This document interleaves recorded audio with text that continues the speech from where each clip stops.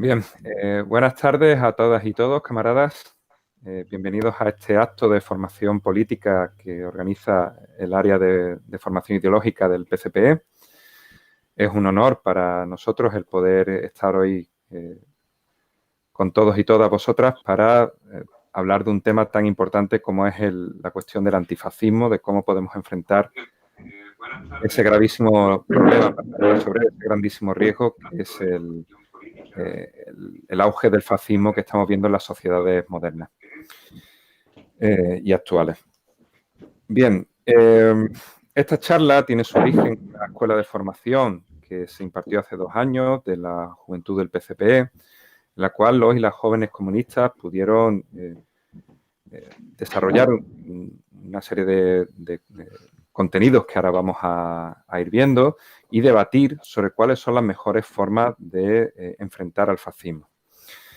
Es un tema en el cual creo que no exagero si digo que nos va la vida y para el cual tenemos que estar muy preparados, muy formados y sobre todo estar a pie de calle para enfrentar al fascismo sobre el terreno. Tenéis ahí estamos viéndonos hoy a través de la plataforma YouTube, tenéis ahí un chat en el cual podéis hacer vuestros comentarios, veo que ya algunas personas lo estáis haciendo.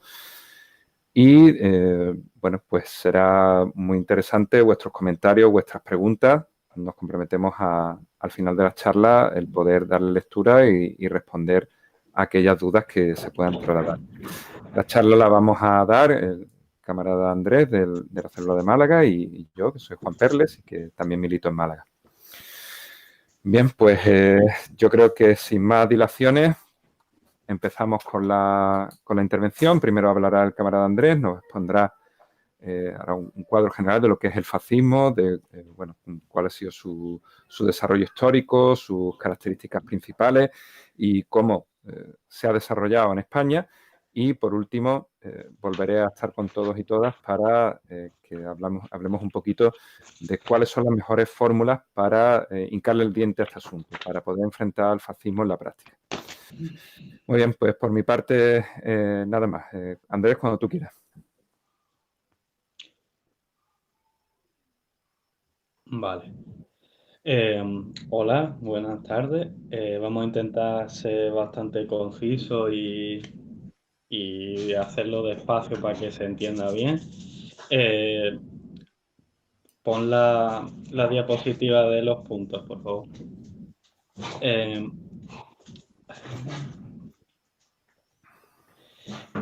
Empezamos, mira, la ponencia consta de 4 puntos que son, primero, vamos a intentar hablar de las características esenciales del fascismo, es decir, qué hace que el fascismo sea fascismo. Luego sería el punto 2, que es muy importante porque es la fascistización de la sociedad, es decir, cómo se transforma una sociedad democrático-burguesa a una dictadura fascista. Y por último, vamos a dar unas pinceladas del fascismo en España, de sus rasgos más característicos.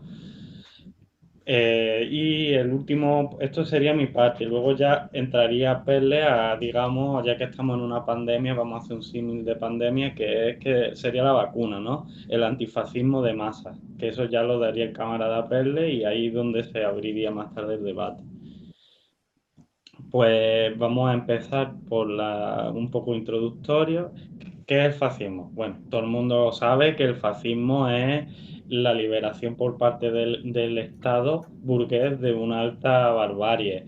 Es un enemigo mortal de la clase obrera que se genera por el capitalismo en determinadas circunstancias. Eh, Como veremos más adelante, estas circunstancias son circunstancias objetivas y subjetivas prerevolucionarias. Para lo bueno y para lo malo, pues surge el fascismo, ¿no? A la vez que puede surgir la revolución. Por situar un poco el término fascismo, eh, viene o sea, se usa mucho como adjetivo y suele designar a una persona intransigente, conservadora, retrógrada o agresiva, pero ese término no es el que nos interesa. El verdadero término que nos interesa es el término que define el movimiento político que se dio en el siglo XX, ¿no? La primera mitad del siglo XX. Eh, para saber de dónde proviene, bueno, a modo de curiosidad, os explicaré que el fascismo viene de una palabra que es face, y la face es un instrumento que era un hacha con unos palos liados que usaban los lictores, que eran un cargo público, unos funcionarios públicos de la antigua República en Roma, y actuaban de escoltas o de policía local, para hacernos una idea. De ahí cogen ese término. Después se ha empleado en multitud de símbolos estatales, porque suele identificarse con autoridad. Entonces, pero vaya, centrarnos en lo que sería el movimiento político, el fascismo, su origen es italiano, como podemos ver, y surge en la Primera Guerra Mundial por el movimiento liderado por Benito Mussolini, que creó el Partido Fascista en Italia, y en esa mitad del siglo XX, tras la Guerra Mundial, pues estableció una dictadura que sería más adelante pues una dictadura militar, militar fascista. Pasa a la siguiente diapositiva. Ahí está. Vamos. Después vamos a empezar ahora a intentar definir qué es el fascismo. Es muy importante tener claro qué connotaciones tiene que tener un modelo de Estado burgués para que sea una dictadura fascista y no otra cosa. Esto es importante porque aquí hay mucha discusión, hay muchos marxistas o comunistas que ven fascismo en muchas cosas que a lo mejor no es fascismo, y hay que tener claro qué es el fascismo, ¿no? Vamos a empezar con una definición que da un búlgaro que se llama Jorge Dimitrov, que muchos lo conocerán si han estudiado marxismo, porque es el hombre este, pues definió muy bien lo que era el fascismo, ¿no? Este señor, para quien no lo conozca, como ya he dicho, era un búlgaro que nació en 1882, murió en 1949 y fue secretario general de la Internacional Comunista. Estuvo en el PC, en el Partido Comunista Búlgaro, y además, o sea, fue secretario general del Partido Comunista Búlgaro, y además fue primer ministro de la República Popular de Bulgaria. Pues este hombre definió el fascismo con esta frase, que es básicamente dictadura terrorista abierta de los elementos más reaccionarios, más chauvinistas y más imperialistas del capital financiero. Ahora, esto así suena muy grandilocuente, pero vamos a analizarlo parte por parte, y esto nos dará claramente qué rasgo tiene que tener un Estado para considerarlo fascista, ¿no? Desde un punto de vista marxista. Empezamos por dictadura terrorista abierta. Vamos a ver.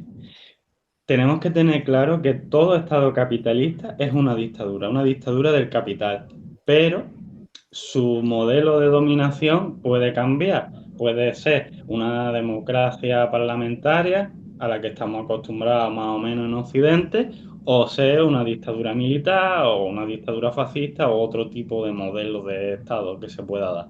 Entonces, la pregunta que tenemos que hacernos es ¿qué diferencia hay en aquellos estados en los que el fascismo se hace con el poder? ¿Qué diferencia hay para considerar que una democracia parlamentaria ha terminado y hemos pasado a una dictadura fascista? Teniendo en cuenta que los marxistas consideramos que todo estado es una dictadura ejercida por la clase dominante sobre el resto de clases oprimidas. Entonces, la dictadura terrorista abierta, tal como lo dice Dimitrov, lo que hace referencia es que el Estado burgués cambia de forma de dominación, y de ser cualquier otra fórmula más o menos abierta, donde hay participación política y ciertas libertades, pues se torna en una dictadura brutal, que lo que pretende es liquidar cualquier tipo de parlamentarismo, incluso al burgués se acaba, la propia burguesía no va a poder participar en política. va a aterrorizar a las clases sociales oprimidas, sobre todo con el único y objetivo de frenar la lucha obrera y popular, que ese es el fin del fascismo. Para eso nace y para eso existe. Después, el siguiente elemento de la definición que nos da Dimitrov, pasa a la diapositiva. Se trata de esta frase que es de los elementos más reaccionarios, más chauvinistas y más imperialistas.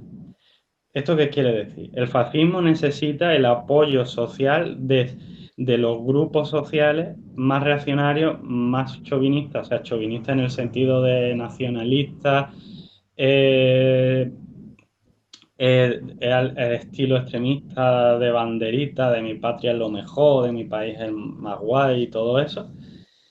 Y, y más imperialistas, es decir, que estén dispuestos a ejercer la violencia contra otros pueblos para saquearlos y salvarle los muebles al gran capital.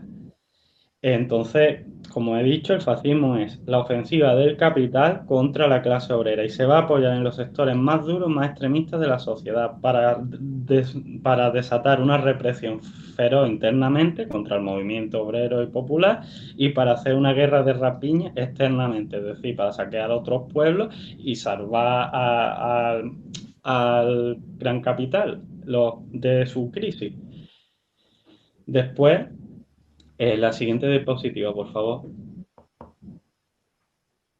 Después tenemos una definición que para mí es la clave de todo esto, y es que es la dictadura abierta del gran capital, del capital financiero.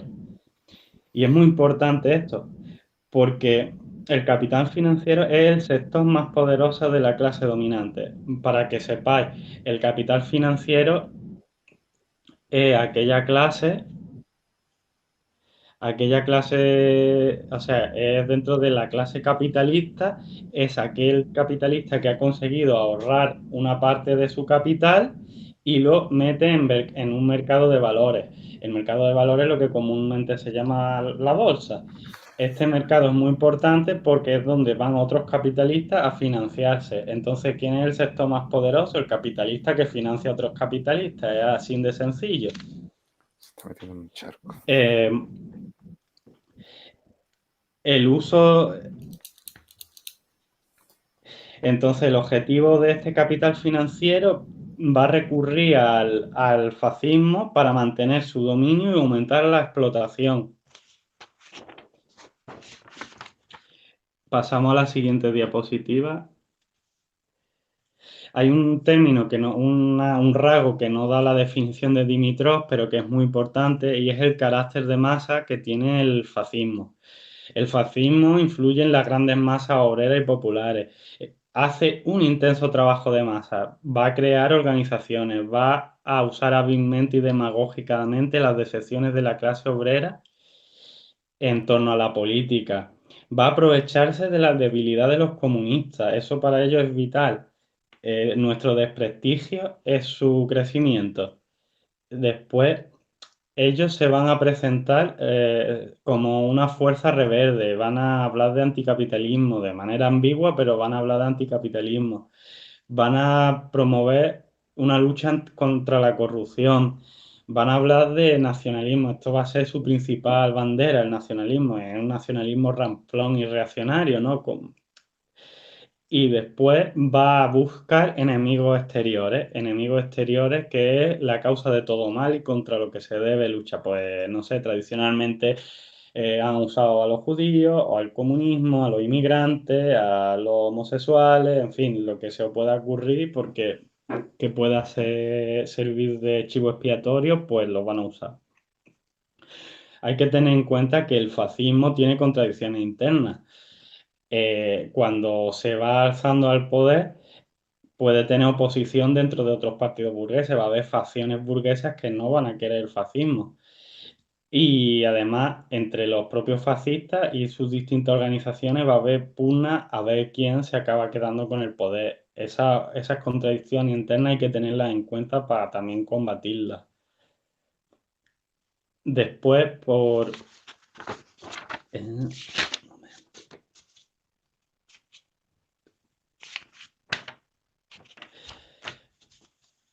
pasa la diapositiva, por favor.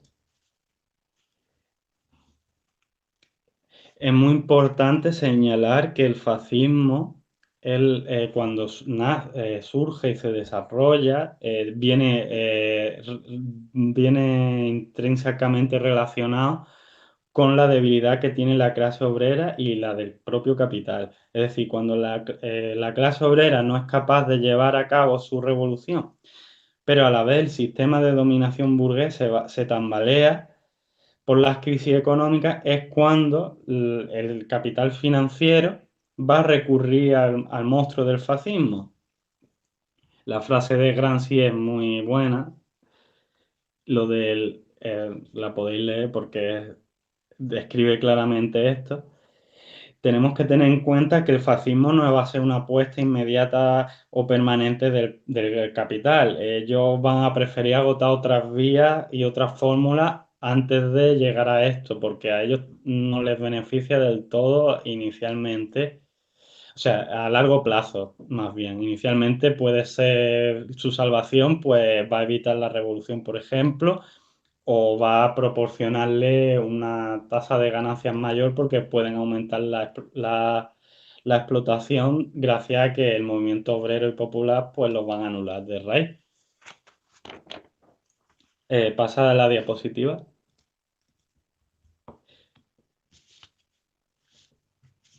Ahora vamos a tratar la siguiente parte de la ponencia, que es un punto muy importante. Hasta ahora lo que hemos intentado definir qué es el fascismo, y ahora vamos a hablar de cómo nace y cómo se desarrolla y cómo llega a tomar el poder. Esto es lo que se llama fascistización de la sociedad. Aquí pues podemos ver una definición mucho más extensa de la definición anterior que dio Dimitrov, pero tenéis que tener en cuenta que es muy importante situar lo que él dice, que es básicamente que no es el poder de una pequeña burguesía o de un lumpen, sino recarga que es el poder directo del capital financiero. Y es una forma de ajustar cuentas con la clase obrera, los campesinos y los intelectuales. Y el fascismo, pues como lo dice ahí, recurre al chauvinismo en su forma más brutal, tanto en el exterior, y va a ir contra los demás pueblos. Eso lo hemos visto a lo largo de la historia con el fascismo italiano o el fascismo alemán, por ejemplo. Pasa a la diapositiva.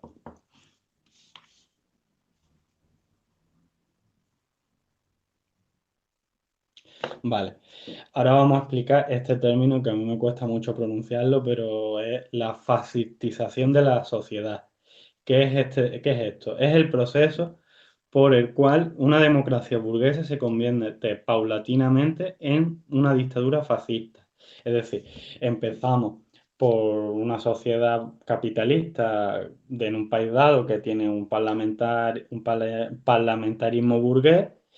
En esa sociedad, en un momento histórico concreto, se da una crisis hegemónica en la política y se da una crisis económica y social. Y esto va a generar que ese parlamentarismo se transforme en fascismo. Pasa a la diapositiva.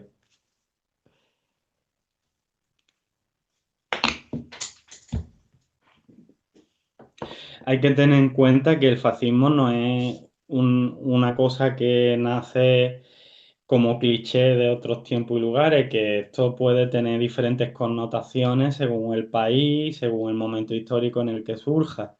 Entonces, pero también tenemos que tener en cuenta que gracias al fascismo histórico que ya hemos sufrido, podemos conocer qué necesita para implantarse, qué condiciones sociales previas necesita, tanto objetivas como subjetivas, para tener un soporte y una legitimidad. Entonces, aquí vamos a entrar a analizar un sistema de etapas que nos va a permitir ver el desarrollo del fascismo, ¿no? Cómo nace, crece y toma el poder, que lo creó un sociólogo griego que se llamaba Puzlanza, Nico Puzlanza, era un marxista que después se hizo eurocomunista, pero nos dejó un análisis muy bueno, una herramienta científica muy buena para determinar en un momento, en una sociedad dada, en un país dado, en un momento histórico dado, en qué grado estamos de democracia burguesa o de fascismo, ¿no? Entonces, este hombre nos dijo lo siguiente. Lo primero es que tiene que haber un contexto general. Es decir, este contexto general se puede identificar con una situación prerevolucionaria. En esta situación se va a dar, como hemos dicho un poquillo antes, una crisis de hegemonía política, es decir, va a haber contradicciones no resueltas internas en el bloque de poder. El Partido Comunista del Pueblo de España, en sus textos lo define como una crisis en la cúspide, es decir, en el Parlamento y en el gobierno, ¿no? Eso lo podemos ver a día de hoy un poco. Después, otra parte muy importante del contexto general es la crisis económico-social, que voy a explicar: precariedad laboral, economía inestable, quiebras de empresas, pobreza, falta de acceso a la vivienda, etcétera. Entonces, eh, si estas dos condiciones están, hay sí, ahí está la tierra bien abonada para que nazca el fascismo. Y una vez que nace, se va a dar la siguiente etapa. Primero el periodo inicial hasta un punto de no retorno, luego un punto de no retorno hasta la toma del poder, luego se va a dar el periodo en que el fascismo está en el poder y por último la estabilización del fascismo en el poder. Ahora vamos a analizar punto por punto. Y después pues podemos valorar en qué situación está en nuestro país. Eh, las etapas de la fascización de la sociedad son las siguientes, según Puzlanza. Primero, periodo inicial hasta el punto de no retorno. Esto se trata de una etapa ideológica donde el fascismo incipiente va a confrontar ideológicamente a la cultura democrático-burguesa que haya en ese momento. En este momento estamos hablando de un movimiento político minoritario que tiende a ser grupúsculos violentos. Van a ocultar la lucha de clases. Hablan de que son la tercera vía, de que hay que aliarse obrero y pequeña burguesía y burguesía nacional contra la burguesía extranjera, que, etcétera, mil cosas. Van a fomentar un nacionalismo chauvinista extremo. Este es su periodo, no sé, lo podemos comprobar hoy en día. Lo vemos, ¿no? Los hinchas de fútbol, los neonazis, todo este tipo de cosas. Después, la segunda fase sería el punto de no retorno hasta la toma del poder. Sería una fase de crecimiento donde se extiende su ideología y sus organizaciones a las capas medias de la clase obrera, es decir, el proletario más acomodado va a sentirse atraído por este tipo de organización y por esta ideología y van a empezar a participar electoralmente.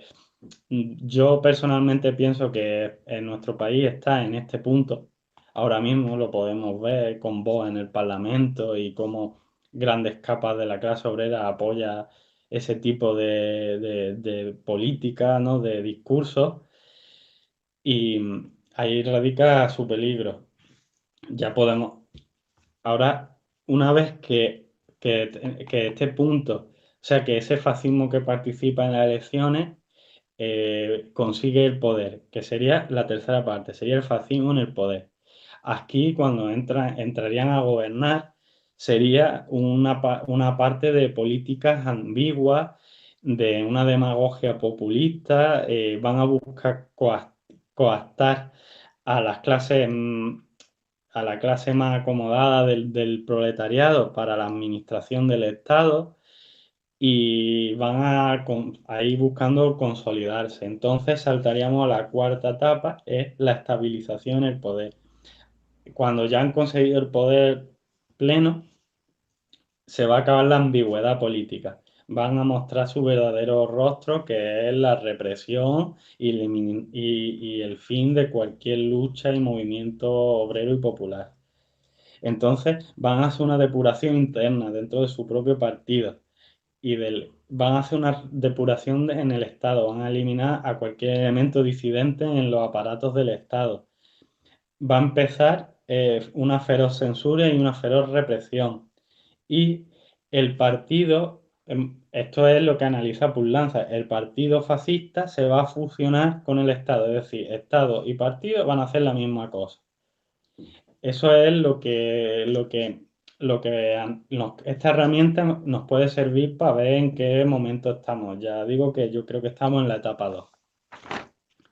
Y bueno, aquí sería, una vez definido los rasgos esenciales de qué es el fascismo y explicado las etapas por las que transiciona el movimiento político fascista desde que nace hasta que toma el poder, vamos a explicar un poco, muy por encima, las características especiales que ha tenido el fascismo en España. Pasa a diapositiva. El fascismo en España es un poco diferente al fascismo que se ha dado en el resto de Europa. Digamos, un movimiento fascista que nace tardío. Tenemos que tener en cuenta que o sea, los primeros partidos fascistas nacen en torno a 1931. Son la Falange y las Jones. Son unos partidos muy pocos desarrollados entre las masas. Y aquí el verdadero partido, aunque no se reivindicaba fascista como tal, pero sí tenía grandes vinculaciones con el fascismo italiano y el alemán. En 1933 aparece la CEDA, que es el partido que agrupa a la burguesía y a los actores más reaccionarios del país en aquella época.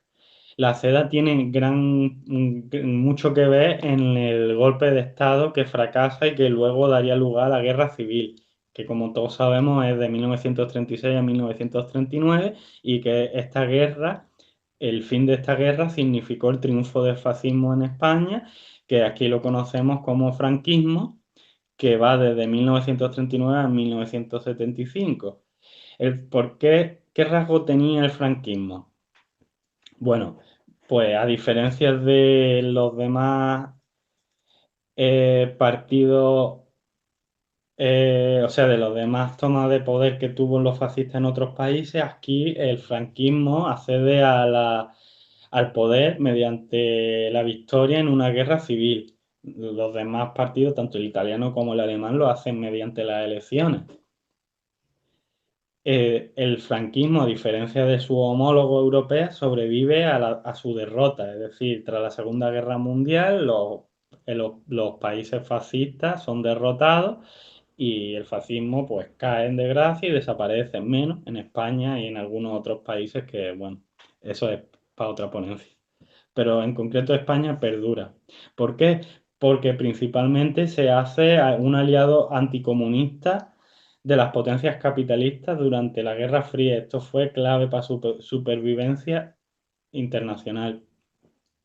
Hay que decir que el fascismo español o franquismo se basó en un nacionalcatolicismo, es decir, coge los elementos más chauvinistas del nacionalismo y además lo fusiona con el dogma cristiano y con la iglesia, donde que tuvo gran peso en la vida y en la cultura de los españoles de aquel momento. Después, muy importante, la figura de Franco, habrá un gran personalismo de Franco, se le da un papel altísimo al ejército dentro del Estado, mientras que en detrimento tenemos que el partido fascista, que entonces fue la fusión de distintos partidos que se llamó la Falange de la Fe y de las Jons, ese partido único no llegó a fusionarse con el Estado, como dice Puiglanza, sino se le dio un papel moderado, relegado a cuestiones sindicales y a algunas de enseñanza y algunas cuestiones socioculturales y ya está. se institucionalizó la corrupción como sistema burocrático para manejarse entre el pueblo el Estado. Y lo que sí está claro es que eliminó el movimiento obrero, se elevó o sea, fue la época donde más cuota de explotación laboral hubo, hasta que ya a finales aparece comisiones obreras y digamos que le pone unos palos sobre las ruedas y un poco empieza otra vez el movimiento obrero a pelear. También hay que ver que el franquismo pasa por una etapa económica que denominamos estatismo o proteccionismo, que va hasta los años 50, donde se cierra el mundo y pretende una autarquía económica, y luego se va desarrollando hasta un liberalismo extremo, capitalista. Y ya está, yo he terminado, digamos, mi parte de la ponencia y os dejo con el camarada Perle que va a hablar del antifascismo de masa. Y gracias por todo, por escucharme. Bien, espero que me estéis escuchando, no sé si viendo también. Bueno, en primer lugar, dar las gracias a Andrés por la exposición que ha hecho, que ha sido, entiendo que muy clarificadora de dónde venimos, ¿no? De cuál ha sido, qué es el fascismo en su esencia y cómo ha ido llegando a convertirse en ese monstruo al que si menospreciamos, si minusvaloramos en un momento determinado, muy probablemente lo lamentaremos. Y a partir de ahora, pues viene el momento de analizar, pues, qué hacemos, ¿no? ¿Qué hacemos ante esta barbarie que se puede desatar si el capital en un momento determinado decide que es el momento de echarnos a los perros, ¿no? Bien, vamos a ver, para ver qué podemos implementar para enfrentar al fascismo, lo primero que parece razonable hacer es analizar qué hicieron nuestros antepasados, ¿no? ¿Cómo se enfrentó a este problema el movimiento comunista? Vemos que en los años 30 del siglo pasado, ante esta situación de auge del fascismo en muchos países, la Internacional Comunista realiza un viraje estratégico. Pasa de una situación en la que, de una estrategia de confrontación directa de clase contra clase, que se llamaba en aquel momento, a una estrategia de Frente Popular Antifascista. Este Frente Popular Antifascista lo que pretende es, de una forma o de otra, tejer alianzas con otros sectores políticos y sociales para unir fuerzas frente al enemigo común, que en ese momento es el fascismo. ¿Cómo se hace esto? Pues hay mucha disparidad. Por ejemplo, en Estados Unidos lo que se plantea como política del Frente Popular es una alianza con los granjeros, ¿sí?, para intentar impulsar un partido único antifascista, un programa antifascista. En Inglaterra, en cambio, lo que se plantea es una alianza con el laborismo, denunciando en todo momento su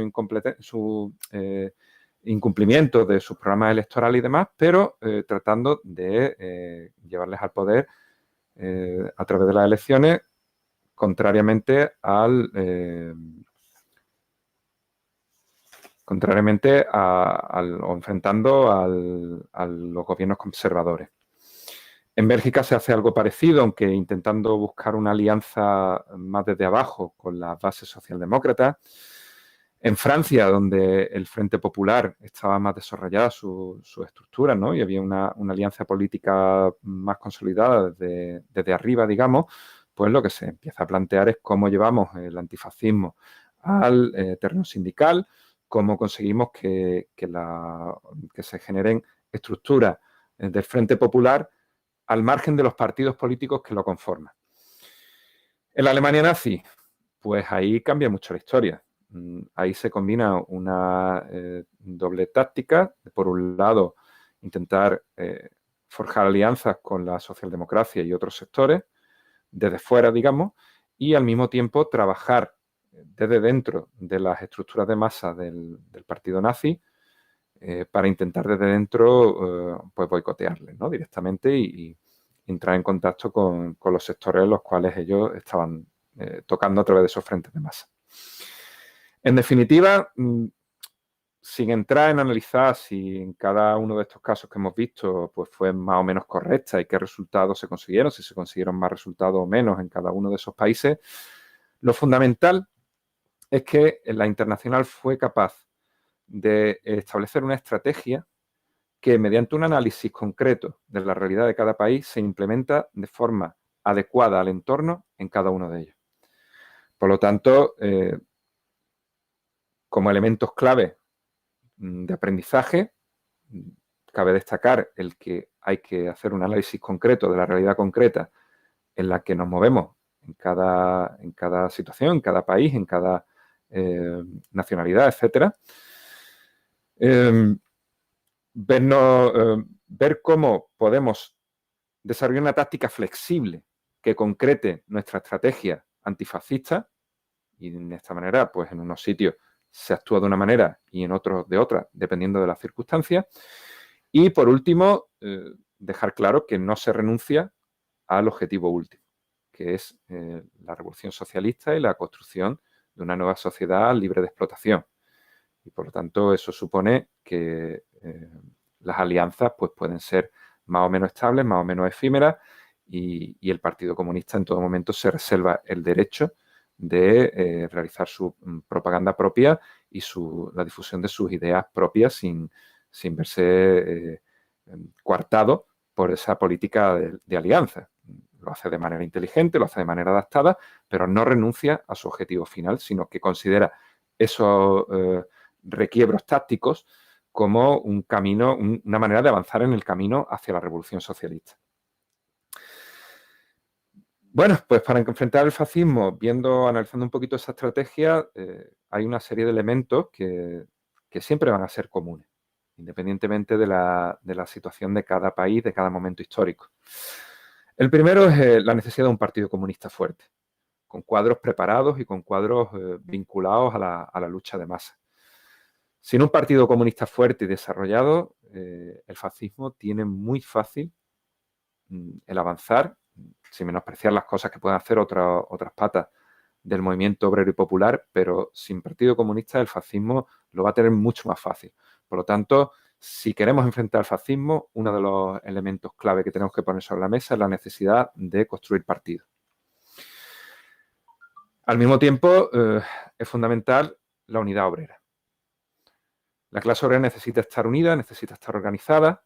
Para ello es importante prestigiar y desarrollar la afiliación y la participación en las organizaciones sindicales y tratar de vincular a amplias capas de la clase obrera a esa lucha por sus derechos, de manera que pues pueda resistir mejor y tenga más clara su posición de clase en la sociedad y pueda resistir mejor esos cantos de sirena que le van a llegar desde el fascismo, como bien ha explicado Andrés, ¿no? Esa demagogia barata que en muchos casos puede calar con bastante fuerza en capas que puedan estar más desencantadas, más desmoralizadas y que tengan menos conciencia de clase.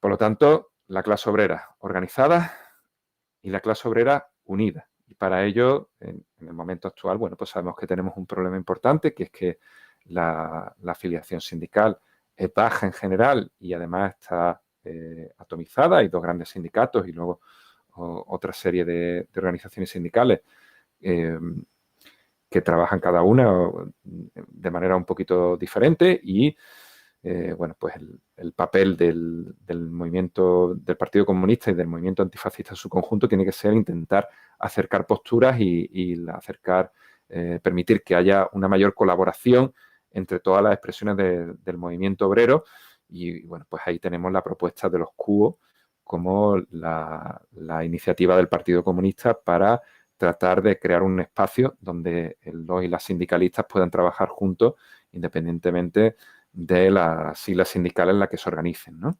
Que puedan generar experiencias de unidad de acción. Y por último, necesitamos la unidad popular. Necesitamos una política amplia de alianza con sectores populares distintos a la clase obrera. Eso no significa minusvalorar en ningún momento, todo lo contrario, el papel de la clase obrera, sino que bueno, al frente se pueda colocar nuestra clase social, pero que teja alianza con otros sectores que están enfrentados al fascismo y que están sufriendo los efectos del fascismo y, por lo tanto, pues pueda tener una amplia red de alianzas en ese sentido. Sabéis que el partido propone el Frente Obrero y Popular por el Socialismo como una vía para forjar esa unidad obrera y popular. Y cuidado, un elemento importante que no tenemos que perder de vista. Cuando el fascismo llega, cuando ya el capital financiero se quita la máscara y se tira por todas, ¿no? Y se olvida de parlamentarismo, se olvida de libertades democráticas o pseudodemocráticas, como queramos llamarlas, se olvida de los derechos, etcétera.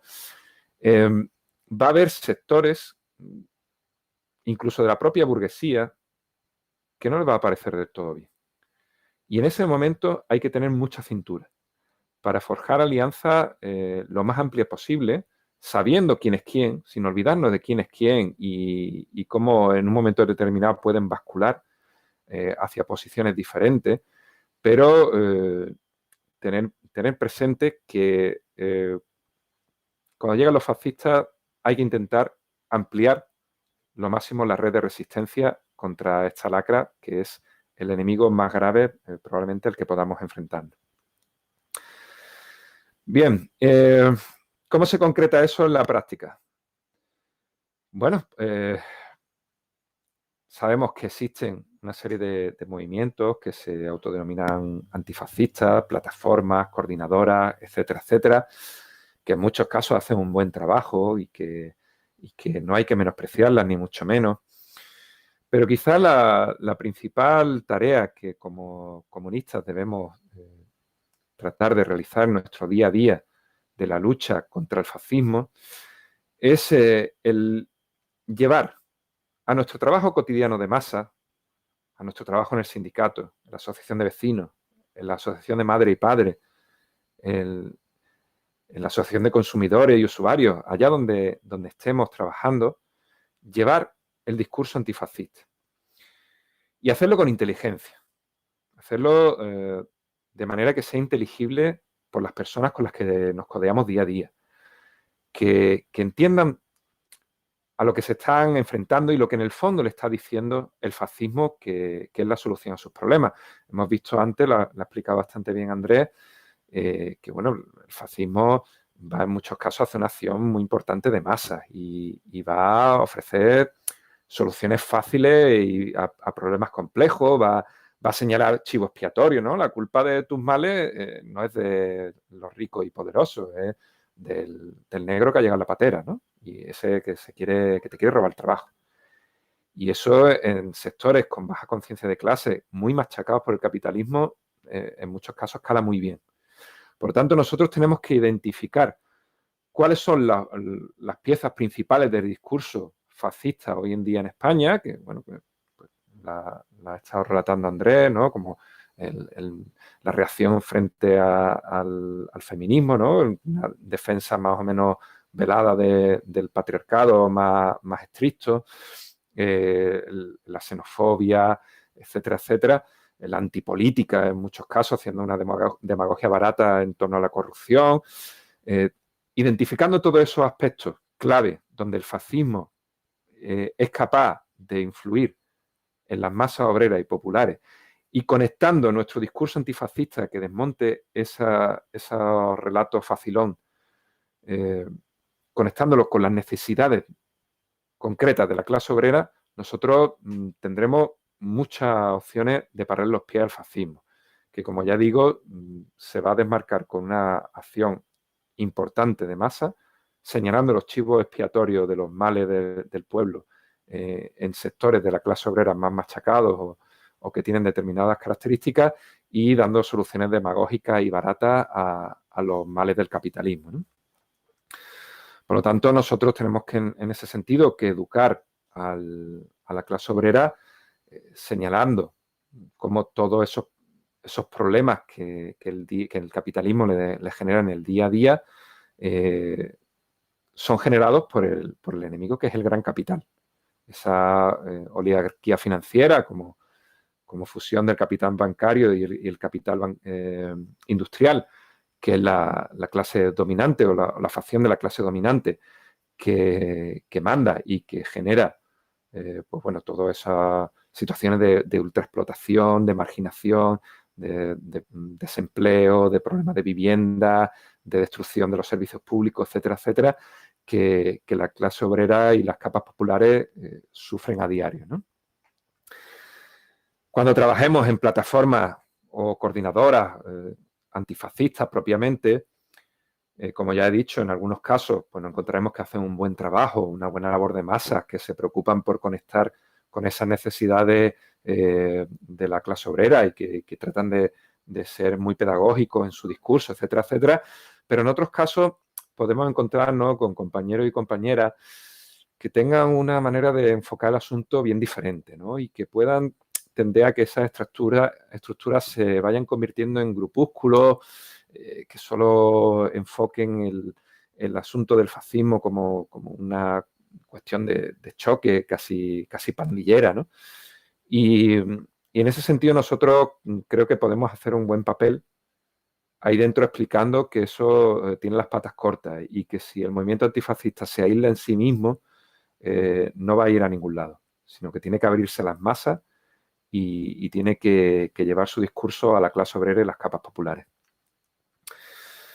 Esto quiere decir que evidentemente trabajaremos en los frentes de masa donde está la clase obrera y las capas populares organizadas, ¿no? Esas masas que tienen ese nivel de conciencia suficiente como para saber que tienen que estar unidos, que tienen que estar organizados y que eso pues es una ventaja para su día a día. Pero también tenemos que ser capaces de una manera inteligente y con una buena política de comunicación, el llevar nuestro discurso antifascista, con todas las características que ya he señalado, a las amplias capas de la sociedad, al conjunto de la clase obrera y de las capas populares que no está organizada a día de hoy. Tened en cuenta que, por ejemplo, lo me mencionado antes, el porcentaje de trabajadores y trabajadoras afiliados a sindicatos hoy en día, pues por desgracia no es excesivamente alto, sin menospreciar bueno, que hay varios millones de personas organizadas ahí, que es una fuerza importante, pero hay otros muchos millones de trabajadores y trabajadoras que no están organizadas a día de hoy. Y a esa gente también hay que llegar.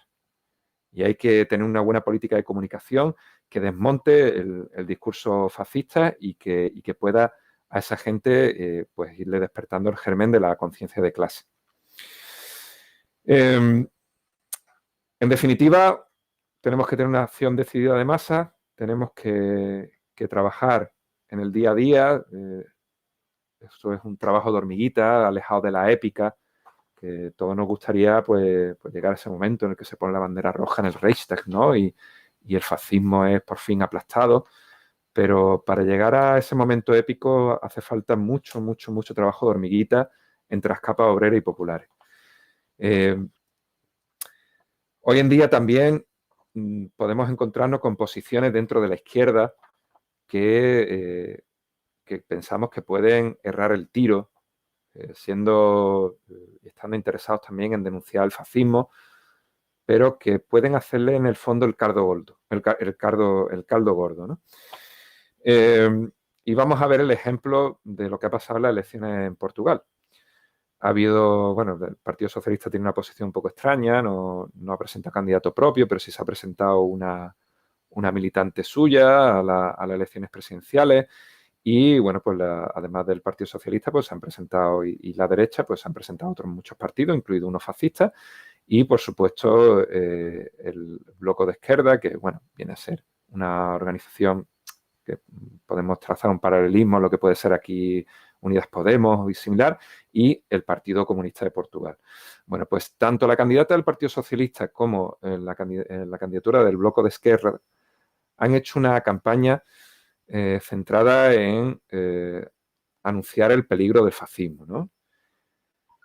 Bueno, quizá uno de los principales dirigentes nazis, Joseph Goebbels, decía aquello de que hablen de nosotros aunque sean mal, pero que hablen. Ya lo vimos aquí en las elecciones andaluzas hace unos años, cuando el Partido Socialista, para intentar evitar perder el gobierno de Andalucía, se dedicó a hacer una campaña de propaganda de Vox, haciendo una cuenta muy fácil. Si Vox le quita votos al PP por la derecha, por la ley DON, van divididos en 3, Ciudadanos, PP, Vox, los 3 sacan representación, yo gano. Y resulta ser que se pegó un tiro en el pie, porque al final los 3 sumaron más de lo que ellos pensaban. Por lo tanto, y bueno, pues a día de hoy aquí tenemos a Vox, ¿no? Y, el Partido Socialista en ese sentido tiene una responsabilidad importante en allanarle el camino a ese movimiento extremista de derecha y ya veremos esto lo que nos cuesta en el futuro. Por lo tanto, frente a hacerles quizás las posiciones más de grupúsculo del movimiento antifascista y el hacerles la propaganda fácil a la extrema derecha anunciando sus peligros, lo que tenemos que hacer es una acción de masa sostenida, una acción paciente de masa, interviniendo sobre los puntos clave y conectando con las necesidades de la clase obrera y de las capas populares. Por mi parte, esto es lo que quería contaros. Creo que ha habido bastantes preguntas, ¿no? No sé si las podemos ir viendo y respondiendo a algunos de los comentarios y preguntas que hayáis podido hacer a través del chat. Vamos a ver. Si me perdonáis un segundito, voy a ver si me hago con ellas y os la voy respondiendo.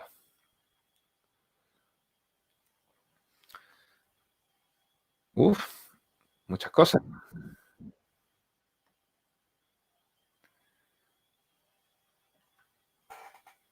Bueno, pues a ver si soy capaz de ir sintetizando un poquito. Lo primero que veo aquí es una consulta sobre qué es el lumpenproletariado, que veo que algún camarada ya le ha dado alguna primera respuesta. El lumpenproletariado significa algo así como proletariado en harapos. Hace referencia a esa capa de la sociedad marginal. Pensar, no sé, en cualquiera de nuestras grandes ciudades, los barrios más marginales, más excluidos, donde existe normalmente problemas de droga, de delincuencia, etcétera, etcétera. Esa capa tan machacada de la sociedad, que una víctima tremenda del capitalismo, sin embargo, suele tener una propensión por su propia situación de alienación a ser una capa que fácilmente se vincula al fascismo. Que es fácil que el discurso facilón del fascismo les cale rápido y terminen siendo muy funcionales al sistema. Por supuesto hay de todo, ¿no?, en los individuos, pero como grupo social es una de sus características más destacadas, ¿no? Luego hay una pregunta de Josep Luis que nos plantea por qué el fascismo atrae a tanta gente joven y no tan joven. No es una contradicción, ¿qué es lo que falla? Bueno, ahí quizá ya hemos adelantado un poco la respuesta. El fascismo, primero, como toda la ideología burguesa, hay que tener presente que llevan dominándonos cientos de años y que su ideología, que además nace de la Ilustración, está bien construida y está muy asentada en la sociedad, es muy fácil que sea vista como de sentido común por amplias capas de la sociedad, que sea lo lógico, ¿no? Lo que nos plantea la burguesía es lo lógico. Y dentro de eso, como parte de la ideología burguesa, el fascismo hay que tener presente que bueno, pues que tiene una demagogia barata que cala muy fácil, ¿no? Y como hemos dicho antes, te señalan los chivos expiatorios, ¿no? Tú, currito, que estás hecho polvo de la vida, que no llega a fin de mes, que te van a cortar la luz y quizás te echen del piso, pues la culpa de todos los males son de los moros, los negros y los sudacas y de la feminazi. ¿Vale? Esa gente son todo lo que tiene la culpa, que además hablan raro, tienen la piel más oscura que tú y tal, y es el malo, es el que ha venido a ti a machacarte. Y eso en los sectores menos concienciados, pues fácilmente cala. También hacen mucha demagogia con la corrupción, ¿no? Por ejemplo, como en los tiempos de Franco era la corrupción estaba institucionalizada, pero ellos paradójicamente pues hacen una demagogia bastante fácil por ahí, ¿no? Y yo creo que también pues tenemos que tentarnos nosotros la ropa en ese sentido. Habría que ver qué estamos haciendo mal y creo que nuestra principal tarea ahora mismo tiene que ser construir partidos y a medida que haya más partidos, este discurso fascinante del fascismo podrá ser más fácilmente contrarrestado y enfrentado, ¿no?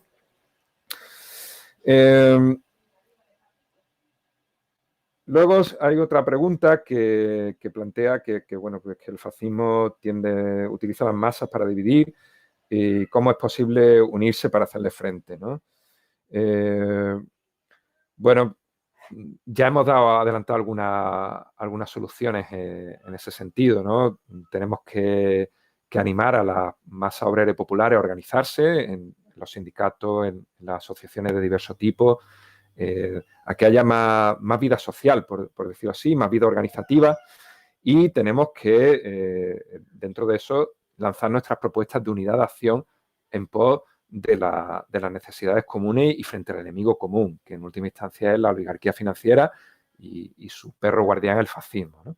Por lo tanto, por ahí van los tiros, porque nosotros seamos capaces de hacer un trabajo intenso de masa, que prestigiemos los frentes de masa, que consigamos encuadrar a más y más trabajadores y trabajadoras dentro de esos frentes, y de esa manera podremos ir dando pasos, vinculando nuestro discurso revolucionario con las necesidades concretas de la clase obrera y de las capas populares. Y preguntan también si España es fascista. Es un debate importante. Nosotros pensamos que no. El partido, la posición del partido al respecto es que España no es un país fascista. Vamos a ver, en ese sentido, lo ha comentado antes Andrés. Todo Estado está organizado como dictadura de una clase social sobre otra. Esto está organizado, señores y señoras, para que la burguesía mande y pueda ejercer su dominio, su control. Y puede hacerlo en muchos casos con mucha violencia, sin necesidad de recurrir al fascismo. Si la democracia burguesa, la democracia parlamentaria normal de cualquier país moderno, entre comillas, puede llegar a ejercer una violencia muy grande. Y pensar lo que pasa, por ejemplo, cuando hay una huelga general, ¿no? No hace muchos años hubo hasta tiros al aire, ¿no? En una de ellas, y pensar pues lo que pasa en muchas manifestaciones, y pensar cómo pues hay gente que entra en la cárcel por decir cosas que, bueno, pues pueden ser más o menos correctas, nos pueden parecer más o menos adecuadas, pero que, bueno, por ejercer la libertad de expresión terminan en la cárcel. No hablemos del tema catalán, etcétera, etcétera. Por lo tanto, la democracia burguesa puede ser muy violenta y de ahí el que a veces se pueda confundir con una dictadura fascista. Hay un proceso de fascistización, como ha comentado Andrés, pero a día de hoy España no es un país fascista. Otra pregunta más. ¿Puede ser que la burguesía como clase utilice como arma coactiva el fascismo para perpetuarse en el poder? Efectivamente. Efectivamente. El fascismo, normalmente la burguesía, si puede, nos domina mediante una democracia parlamentaria burguesa. Y si está controlado, la gente vota lo que tiene que votar y no se mete en demasiados charcos, pues es el método de dominio más factible para el capital. De hecho, Andrea ha comentado un dato muy importante, y es que durante el fascismo se lleva a extremo la tasa de explotación, si la explotación es extrema de la clase obrera, en esos años se destruye el movimiento obrero y tal, pero ojo, a partir de mediados de los años 90 del siglo pasado, la tasa de explotación récord que había alcanzado el fascismo en los años 40 se supera en un régimen de democracia burguesa. Es decir, la clase obrera, por el desarrollo tecnológico, etcétera, etcétera, vive mejor, pero el reparto del pastel es más desigual a partir de mediados de los años 90, que en los años más duros de plomo del fascismo. Por lo tanto, si en esas condiciones, ¿para qué van a recurrir a la equidad a la democracia burguesa? Si les va muy bien, ¿para qué? Es que si se pone la cosa mala, si el movimiento obrero popular le para los pies, entonces sí sacan a los perros a la calle. Bien, aquí hay una serie de comentarios que los comento brevemente. No sé si me estoy alargando demasiado, pero bueno, creo que me parece de justicia que ya que los compañeros y los camaradas han hecho el esfuerzo de hacer comentarios, pues que se les ponga en valor, ¿no? José nos comenta que, salvo en Cataluña y Euskadi, no veo en el Estado español, o es históricamente muy minoritaria, esa burguesía liberal que enfrente al fascismo. Bueno, ya veremos. A lo mejor la burguesía liberal, que puede estar en contra del fascismo, está organizada, por ejemplo, en torno al Partido Socialista Obrero. No lo sé. A medida que avance el proceso de fascistización, veremos cómo se posiciona cada cual. Y si parte de la burguesía, que ahora mismo apoya esa salida socialdemócrata o liberal, que pueda representar a Ciudadanos, PP, etcétera, si no bascula luego hacia posiciones fascistas, ¿no? Pero ahora mismo esa burguesía liberal quizás sí está encuadrada o utilizando esas expresiones políticas para desarrollar su proyecto histórico, ¿no? Es un debate interesante el que plantea el camarada. Onofre nos comenta que las herramientas están en la lucha y una muy importante es la formación. La falta de conciencia de clase se combate con formación. Otra es la organización, la planificación del combate. Otra, la unión. Pues no puedo estar más de acuerdo. Por eso estamos aquí hoy formándonos. Es importante que el partido haga un esfuerzo por sistematizar más la formación e impulsarla más aún. Y luego, pues que esa formación no se quede en algo académico, sino que sea para aplicarlo en el día a día de una lucha constante y una lucha organizada, ¿no? Onofre comenta de nuevo, leamos los debates leamos y debatamos mucho, buscando fórmulas para conseguir que las masas sean antifascistas. Perfecto. También más de acuerdo no puedo estar. Hay que formarse. Yo ahora al final, si queréis, os voy a decir la bibliografía que hemos utilizado para esta ponencia, que por si le queréis echar un vistazo, yo creo que es interesante que la miréis. Y además sabéis que en la web de formación el material base de esta charla, tanto el PowerPoint como un texto escrito, está a disposición de toda la militancia. Por lo tanto, a través de vuestros responsables de organización, nos lo hacéis llegar y se os da el acceso para que podáis mirarlo en la web de formación. Jordi comenta que está de acuerdo con Onofre, pero ¿cómo podemos convencer a un compañero de trabajo de que su tendencia fascistoide es errónea? Esa es la cuestión. Claro, esa es la pregunta del millón, camarada. Esa es la pregunta del millón. Y ahí no va a haber una respuesta unívoca. Pero sí creo que hemos situado ya algunas pistas. Nosotros hemos identificado cuáles son los pilares en los cuales está creciendo el fascismo ahora mismo.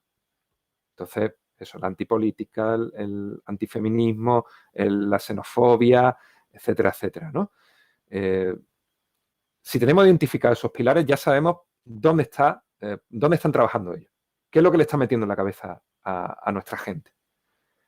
Y a partir de ahí, en el codo a codo con el compañero, también podemos conocer cuáles son las expresiones concretas de la dictadura de la burguesía, de la explotación, que están jodiendo la vida, si me perdonáis la expresión y que se me ha hablado, a ese compañero. Y a partir de ahí podemos empezar a tejer. O sea, conocemos por dónde está atacando el enemigo y conocemos las necesidades de nuestra gente. Si tenemos además nuestra formación marxista engrasada, por ahí podemos empezar a tejer. Y ahí en ese sentido, pues a veces fallaremos y otras veces acertaremos. Pero tenemos que ser pedagógicos, tenemos que ser hábiles para que no les suene a chino lo que le contemos. Porque ellos le hablan muy clarito, lo he dicho antes. La culpa de tus problemas es el moro que te quita el pan. Ya está. El trabajador inmigrante es el malo y que viene aquí a quitarte lo tuyo. Bueno, pues hablemosles también clarito para explicarles qué es la burguesía, qué es la la clase obrera y cómo se articula la explotación de nuestra clase. Otro comentario, lo que pasa en este país, que hay mucho revisionismo dentro de la clase obrera y eso es malo para organizarse en la revolución proletaria, pues efectivamente. Por desgracia, en nuestro país,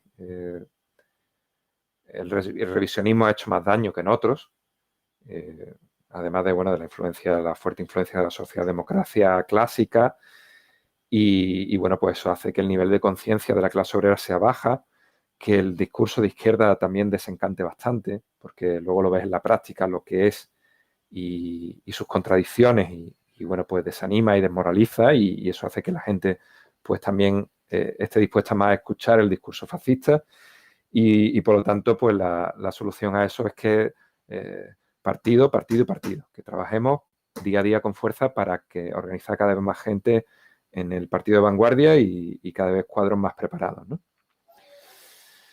Onofre comenta de nuevo, yo soy obrero industrial y conozco muchos obreros de derecha. La insistencia es una buena herramienta, pues eso, pico y pala, Onofre, pico y pala. No nos queda otra que la insistencia y la inteligencia en esa insistencia, ser hábil en esa insistencia.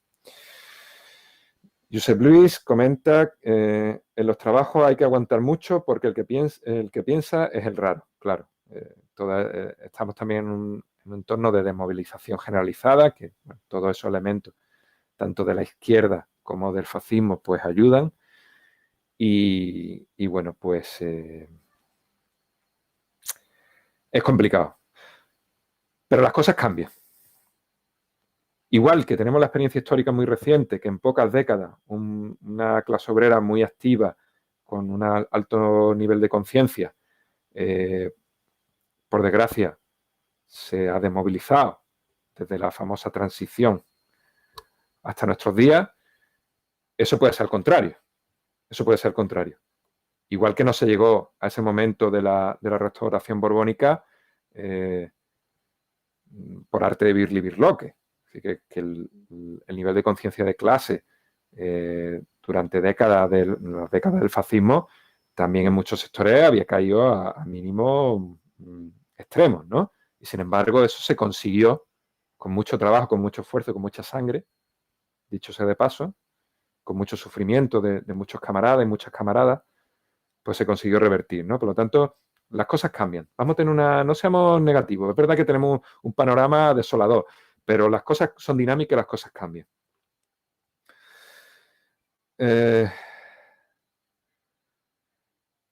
Andrés perdón, Andrés, no me da cuenta. Perdóname. Activa tu micrófono y habla. Y yo me callo, tío. Da igual, sigue tú, que va muy bien. ¿Sí? ¿Sigo? Bueno. Ahora de todas maneras quedan aquí 3 o 4 comentarios más, lo hacemos rapidito y te paso de todas maneras la palabra por si quieres puntualizar alguna cosa más, ¿vale? ¿Se puede analizar Vox como un partido fascista? Es verdad que comparten características, pero calificarlo como fascista lo creo erróneo. Bueno, es un debate interesante. Yo creo que sí. En mi opinión es que sí, ¿eh? Que Vox ha sido capaz de aglutinar a muchos sectores de extrema derecha que estaban ahí desmigajados en distintos movimientos, el movimiento social republicano, en las distintas falanges, etcétera, etcétera, y a los sectores más reaccionarios que estaban ahí emboscados dentro del PP, ¿no? Si me permite. Claro, por supuesto, Andrés. Yo creo que Vox es claramente un partido fascista, lo que pasa es que está en una fase de desarrollo, es decir, está aglutinando a los sectores más reaccionarios de la sociedad para forjar, si se tercia, el partido fascista único, ¿no? Entonces, a día de hoy está en eso, en esa fase, ¿no? De aglutinar, de participación electoral y ahora mismo es ambigua, ellos mismos no se van a llamar fascistas, pero ya llegará. Yo apuesto firmemente que si se da de nuevo el fascismo en España, Vox tiene muchas papeletas para ser el partido fascista por excelencia. Y ya está, sigue Pele. Bueno, pues mejor explicado imposible. Mejor explicado imposible. Yo sí solo puntualizar que mi posición personal es que hay que temerles como una vara verde. ¿Mm? Hay que tenerles miedo porque son peligrosos, ¿eh? Son peligrosos. Y cuidado que aquí no están encuadrados solo gente malota, tipo skinhead, que evidentemente son un peligro, te pueden pegar, soltar 4 puñaladas por la calle rápidamente, Recuerda, sino que están también Pele, el recuerda, alato del ejército. O sea, no hablamos de... recordad que en el fascismo histórico los partidos que se llamaban a sí mismos fascistas, que era la Falange y la John, no fueron los más importantes. El más importante fue la CEDA y la CEDA nunca se dijo a sí misma fascista y sin embargo ellos tenían conexiones con Hitler y con Mussolini y fueron artífices del golpe de Estado que dio lugar a la guerra civil. Tenerlo muy en cuenta. Efectivamente, efectivamente. Incluso el partido nazi se quitó de en medio de las SA, ¿no? Que eran los más macarras y los más tal, ¿no? O sea que también pueden entrar en colusión entre sí y normalmente los más serios, entre comillas, van a ser los más peligrosos. Maika comenta que nos comenta, sitúa el concepto de hegemonía cultural de Gramsci y le preocupa que se ha perdido espacios de contracultura, sobre todo a raíz de la pandemia, donde poder luchar en el frente, pues eso, contracultural, ¿no? ¿Qué espacios podemos copar? ¿De qué manera redirigimos la contracultura sin espacios físicos? Hombre, a ver, no es fácil. Si tenemos que adaptarnos a la realidad que hay. El espacio físico, por ejemplo, por hablarte de mi célula, la célula de Málaga, pues nosotros hemos hecho un trabajo bastante intenso en nuestro local del partido, organizando charlas de muy diverso tipo, videoforum, etcétera, etcétera, un trabajo en esa línea contracultural o contrahegemónica. Y ahora, claro, eso se para en seco. Eh, es cierto que estamos en una coyuntura peculiar de la cual probablemente en unos meses pues salgamos, aunque sea parcialmente, pero bueno, hoy aquí estamos. Pues quizás tendremos que plantearnos estos medios, usarlos más y si también, bueno, pues aprovechar los resquicios. En los espacios abiertos también se pueden hacer más cosas que en los espacios cerrados, pues a lo mejor tenemos que plantearnos hacer nuestras acciones contraculturales con marchas por el campo, en vez de sentarnos en una mesa redonda en un local. Ahí hay que explorar todas las opciones y ser atrevido un poco. Que te estrellas y no funciona, bueno, pues estás estrellado, pero si aciertas es porque lo has intentado. Si no, si por el miedo al fracaso no nos tiramos a la piscina, no vamos a ir a ningún lado. Hoy podíamos haber pinchado, estamos en una formación online que a mí me hubiese encantado que hubiese sido, se hubiese podido hacer de otra manera, ¿no? Que hubiésemos podido hacer distintas escuelas repartidas por el territorio. Pero mira, aquí estamos varias decenas de personas formándonos en el marxismo y bueno, Ahora, si me permite. claro, Andrés. A ver, el espacio físico nunca va a desaparecer. Lo que pasa es que no se puede hacer, hay que tener en cuenta las medidas de, de separación, de la situación de pandemia en que estamos. Pero yo qué sé, siempre puedes coger y hacer con un compañero una pancarta y ponerla en el local y no tienes que reunir a más de dos y estás bien distanciado con tus mascarillas y toda la historia. Entonces, esas cosas se tienen que seguir haciendo y vamos a tener que hacer cosas que a veces pueden ser, o sea, puede ser no respetar de todas las normas del confinamiento que hay, pero si no ponemos en riesgo nuestra salud, eso es lo importante. Pero si esto se perdura en el tiempo, pues habrá que ver hasta qué punto hay que actuar, pienso, vaya. No creo que sea conveniente limitarnos al espacio virtual porque tengamos que estar recluidos en casa con un toque de queda. O sea, habrá que ver la situación cómo va avanzando, pienso. Bien, la siguiente pregunta va un poco en la misma línea, ¿no? ¿Cómo mantener la lucha antifascista en tiempos de pandemia? ¿Intensificar las redes? Pues sí, es una de las opciones, pero hay que hacer más cosas. Acaba de poner un ejemplo muy bueno, Andrés. Hace una pancarta, se puede hacer entre una o dos personas, su mascarilla, su medida de seguridad, su ventilación, su tal, no está vulnerando ningún tipo de restricción, ni estás cometiendo ninguna locura, y una pancarta la pones por la calle en los sitios estratégicos por donde pasa la gente. Y ya estás haciendo política antifascista. Identifica bien qué es lo que tiene que poner la pancarta para que le cale a las masas que pasen por allí lo entiendan. Y además golpee en los puntos clave donde el fascismo está haciendo su trabajo y ya tienes una actuación, ¿no? Antifascista en tiempos de pandemia.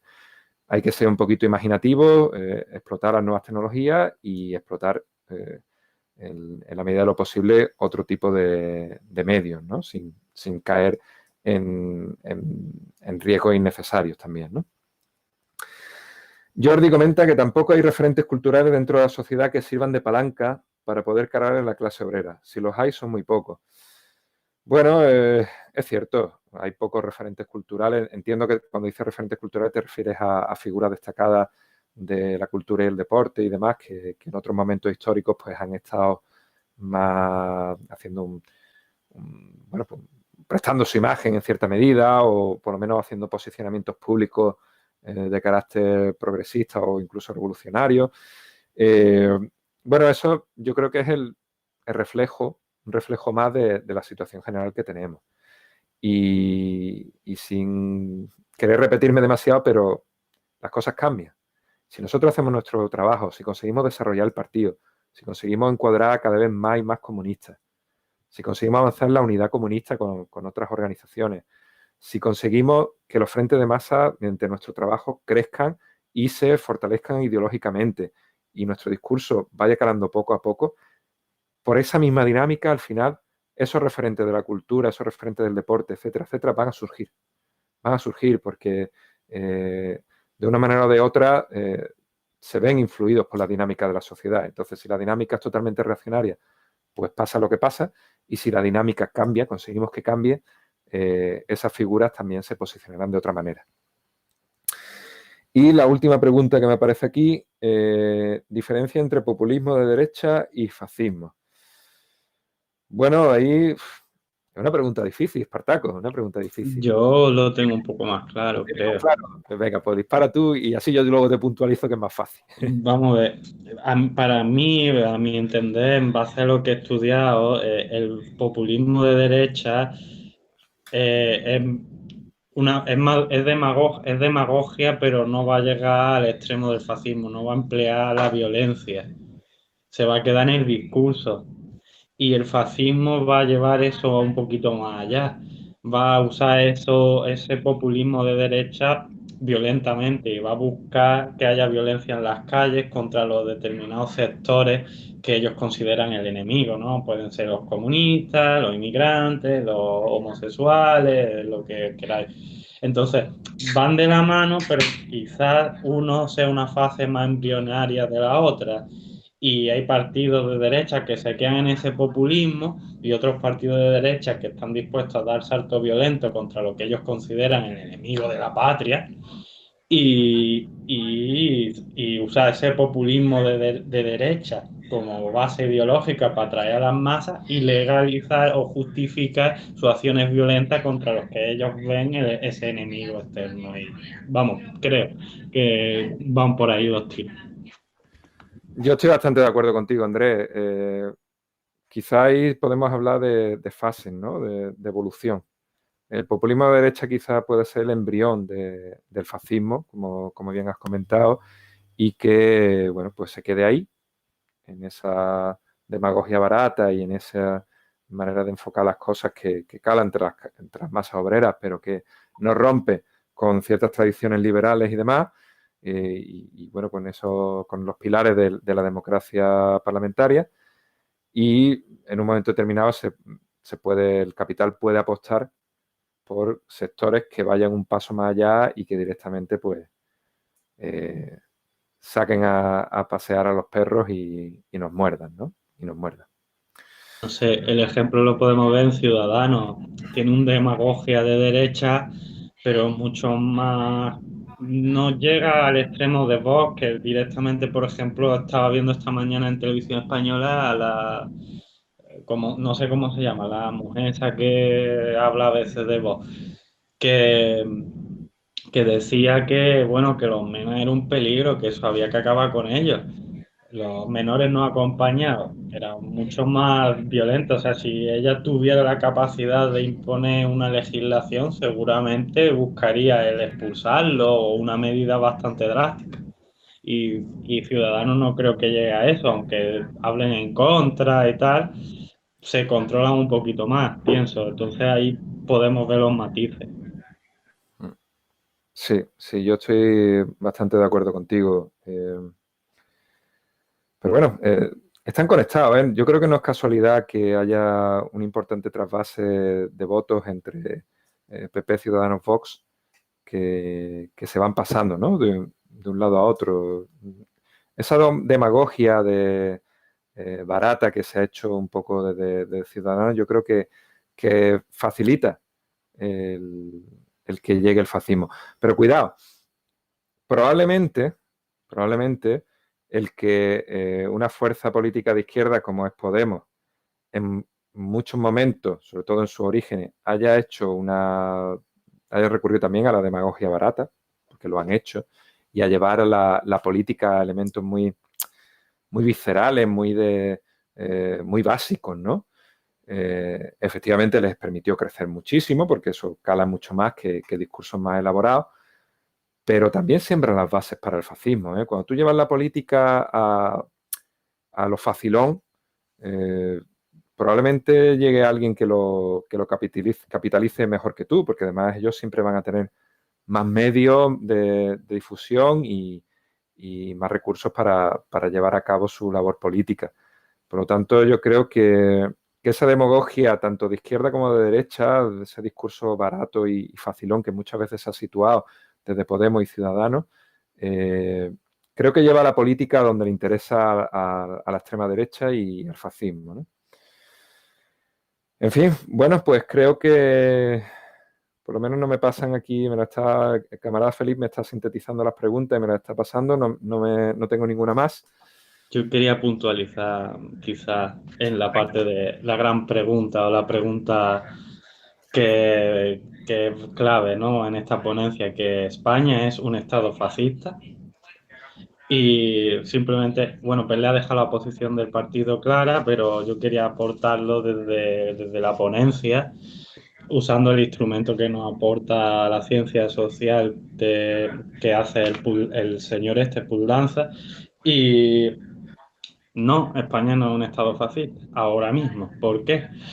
Porque lo fue, como hemos visto en la guerra civil, gana la facción más dura de la burguesía y establece una dictadura fascista a través de Franco, y luego hay un cambio de dominación. El Estado cambia su fórmula de dominación y establece en una democracia parlamentaria, que es lo que aquí se ha llamado históricamente como transición.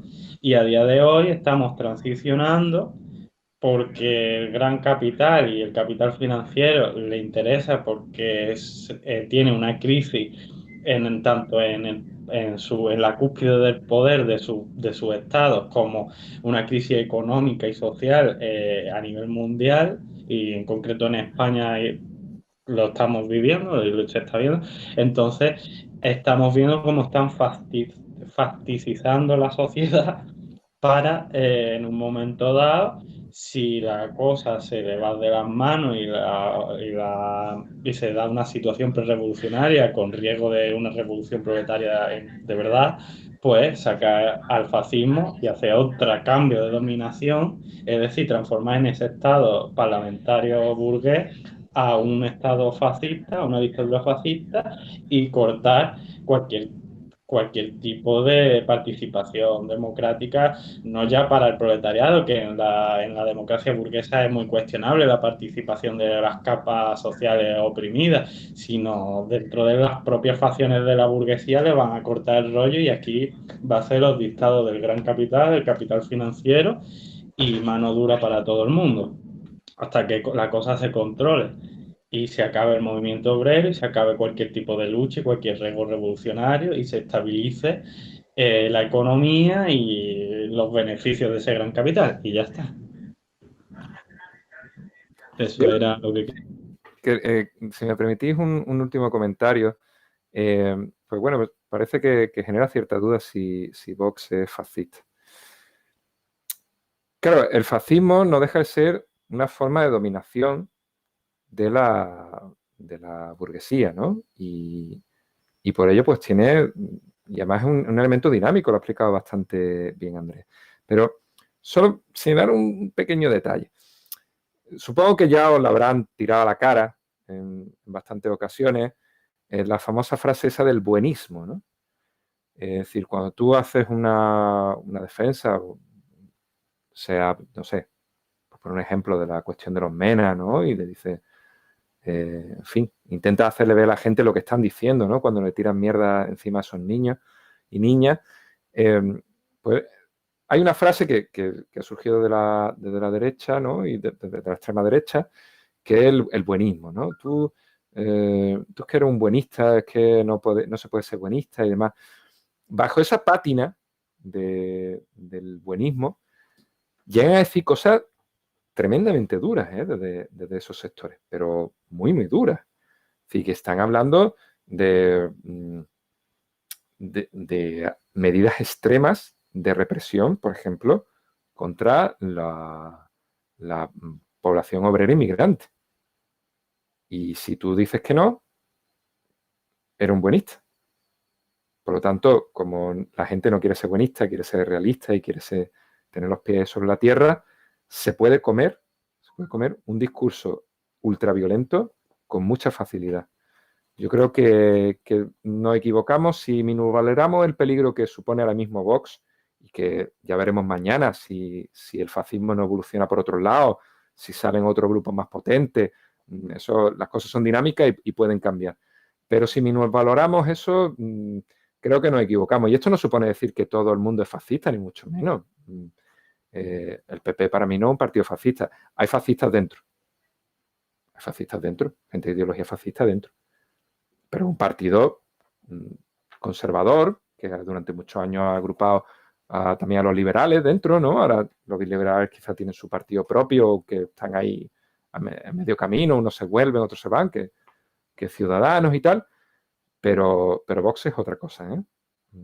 Esta gente, si pensamos que el fascismo solo es un rapado con un dedito de frente solo, con harto de esteroides y demás, nos vamos a equivocar, ¿eh? La gente del partido nazi, mucha era gente muy seria, ¿eh? Gente con mollera y con bastante coco y con discurso, ¿eh? O sea que no nos confundamos, ¿eh? No nos confundamos. Bien, por último, como os comentaba, os digo brevemente la bibliografía por si queréis echarle un vistazo. La bibliografía que se ha utilizado, ya os repito que en la web de formación del partido pues tenéis a vuestra disposición la ponencia, que yo os recomiendo que la leáis. Creo que es un ejercicio importante que debemos hacer. Y si os animáis, pues ya le podéis echar un vistazo a un par de materiales que están disponibles en Internet, muy accesibles, como es la ofensiva del fascismo y las tareas de la Internacional en la lucha por la unidad de la clase obrera contra el fascismo, de Jorge Dimitrov, y Fascismo, de Clara Zetkin. Yo os recomiendo que le echéis un vistazo a ambos materiales. Son buenos materiales. Y también hemos utilizado libros de historia para documentar un poquito la trayectoria del fascismo en España, que bueno, pues sin ser libros estrictamente marxistas, ni mucho menos, pero bueno, hacen análisis interesantes y aportan muchos datos por si le queréis echar un vistazo, ¿no? Como es de una edición que sacó de Historia de España, Editorial Crítica, hace ya unos años, en el 2009 aproximadamente, y bueno, pues hemos usado los volúmenes de República y Guerra Civil y de la dictadura de Franco. Por mi parte, nada más. Agradeceros a todos y todas vuestra atención y vuestra paciencia, porque quizás nos hemos alargado un poco más de la cuenta. Animaros a que sigamos participando en las actividades de formación que haga el partido y, sobre todo, animaros a que estemos en el día a día de la lucha de clases, codo a codo con nuestros compañeros y compañeras, y de esa manera le pongamos realmente las cosas difíciles al fascismo para su crecimiento y para llevarse a su terreno a las masas obreras y populares. Muchas gracias y bueno, perdón, me olvidaba una cosa muy importante, agradecerle encarecidamente al camarada Felip todo el trabajo de preparación que ha hecho, que sin él esto hubiese sido imposible, y todo el trabajo técnico que ha sido brillante, y por eso se ha podido hacer esta formación hoy. Pues nada, hasta otra.